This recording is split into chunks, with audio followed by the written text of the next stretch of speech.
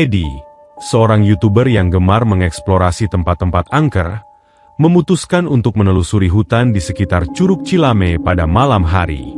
Kali ini, dia berani untuk melakukan live streaming, berhubungan langsung dengan ribuan penontonnya, membiarkan mereka ikut merasakan suasana mencekam di hutan itu.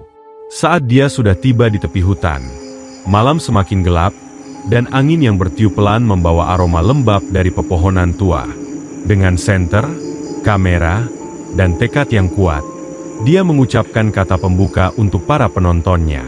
"Halo semua, kalian bisa dengarkan," ucapnya ke kamera, sambil tersenyum lebar, berusaha menutupi ketegangan di matanya. "Ini dia guys.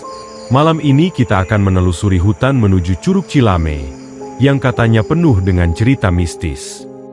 Komentar langsung memenuhi layar, ada yang memberi semangat, ada juga yang memintanya berhati-hati.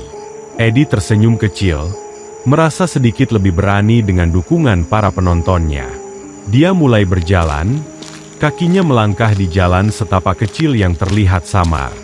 Hanya cahaya senter yang menuntunnya, menyoroti akar-akar pohon yang menjalar di sepanjang jalan. Di udara, ada aroma khas hutan yang semakin pekat. Semakin dia melangkah masuk, semakin sedikit suara-suara malam yang terdengar, membuat suasana hening dan menegangkan. "Mitos di sini tuh seram, teman-teman," katanya sambil tetap menatap kamera. Katanya ada sosok wanita tua berkerudung hitam yang kadang muncul, memperingatkan orang untuk pergi dari tempat ini. "Kalau kita lihat dia, kita harus diam, jangan tatap matanya dan jangan jawab kalau dia bicara." Edi terkekeh kecil, mencoba mencairkan suasana, meskipun bulu kuduknya sudah berdiri sejak dia memasuki hutan. Dia melanjutkan perjalanan, sementara komentar-komentar di layar semakin ramai. Ada yang bercanda, ada yang meminta Edi untuk segera berbalik. Suara gemericik air semakin terdengar jelas, tanda bahwa dia mendekati Curug Cilame. Senter Edi menyoroti pepohonan besar yang berdiri tegak di kanan dan kirinya, membuat bayangan menyeramkan di belakangnya. Sesekali, dia menyorot ke arah kanan dan kiri, memperlihatkan betapa lebatnya hutan ini. "Guys, denger gak suara airnya? Kita hampir sampai," bisiknya pelan, meski tanpa alasan yang jelas. Suaranya terdengar lebih berat, seakan ada sesuatu yang membuatnya merasa kurang nyaman. Tiba-tiba, Edi melihat sesuatu dari sudut matanya. Kamera dan senternya menangkap bayangan seorang wanita berkerudung hitam di antara pepohonan. Dia berdiri diam, membelakanginya, tubuhnya tidak bergerak sedikit pun. Penonton yang menonton live langsung bereaksi, komentar membanjiri layar. Beberapa menyuruh Edi untuk pergi, sementara yang lain merasa itu mungkin hanya bayangan dari pepohonan. Edi menahan napas, jantungnya berdegup semakin kencang. "Oke, tenang, mungkin cuma perasaan," katanya pelan, mencoba meyakinkan dirinya dan juga para penonton. Dia melanjutkan perjalanan, tapi tak bisa menghilangkan perasaan bahwa sosok itu masih ada di sana, mengawasinya dari belakang. Suara air semakin deras, tanda bahwa dia sudah dekat dengan curug. Tapi perasaan berat, seperti ada yang mengawasinya dengan penuh kecurigaan, semakin kuat. Setelah berjalan beberapa menit, dia sampai di tepi Curug Cilame. Udara dingin menyambutnya, dan kabut tipis melayang di sekitar air terjun yang gelap dan mencekam di bawah cahaya bulan. Dia menyorotkan kamera dan senter ke arah air terjun, menunjukkan kepada para penonton pemandangan indah namun menakutkan itu. "Inilah dia, teman-teman, Curug Cilame," katanya, mencoba mempertahankan semangat, meski suaranya terdengar sedikit bergetar. "Kalian bisa lihat kan? Tenang banget di sini, tapi juga mencekam."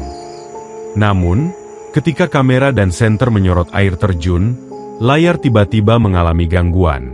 Tampak garis-garis buram yang membuat gambarnya jadi samar. Dari balik layar, samar-samar terlihat bayangan seseorang berdiri di tepi curug.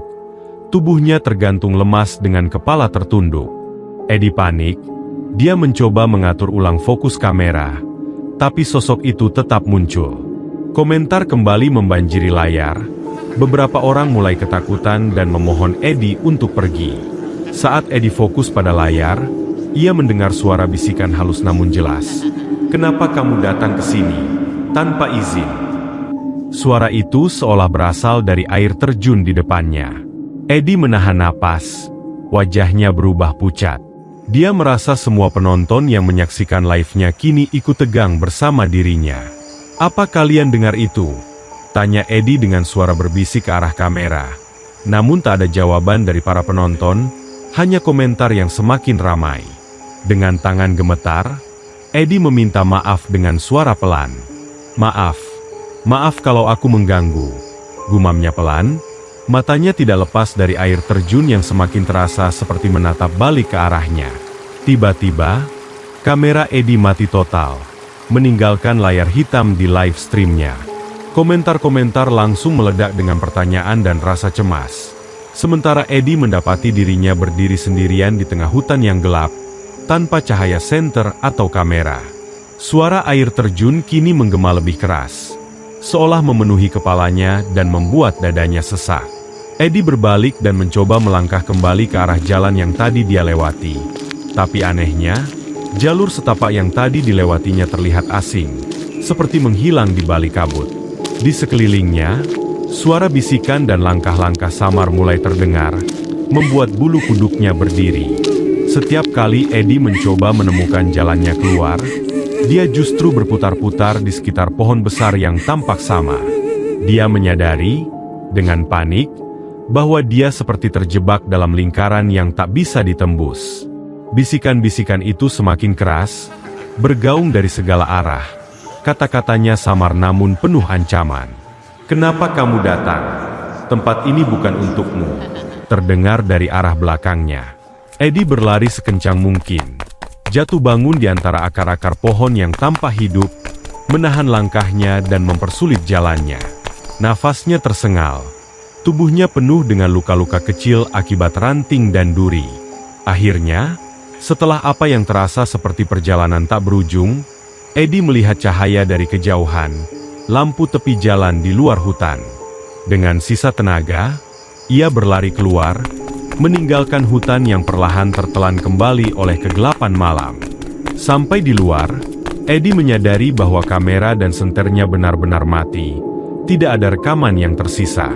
Malam itu, Eddie selamat, tapi pengalaman mencekam di Curug Cilame membekas dalam ingatannya. Penjaga gaib di sana seolah mengirim pesan jelas. "Jangan kembali."